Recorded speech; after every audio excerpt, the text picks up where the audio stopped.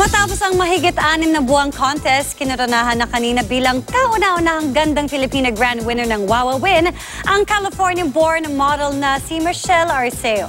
Yan ang chika ni Katatibayan.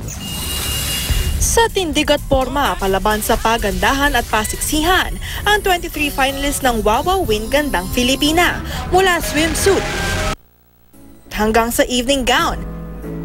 At sa question and answer portion, walang nagpakabog. Thank you.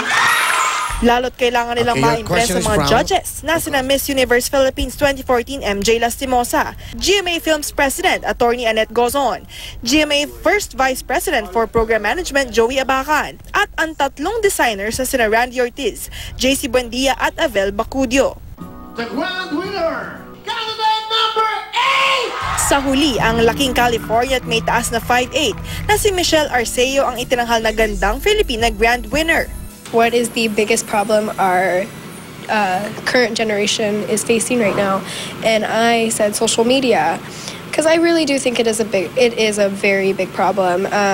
People are very quick to judge nowadays. Hindi baguhan sa showbiz si Michelle. Mula nang manirahan sa bansa, pinursunan niya ang pagmumodelo at pag-artista. I've already done acting for GMA.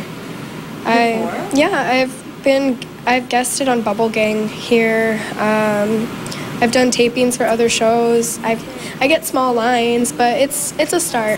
If I have the opportunity to become something out of it, then I might as well grab it. Inaalay niya ang kanyang tagumpay sa kanyang ina na nagkumbinsi sa kanyang sumali sa Wawa Win Gandang Filipina.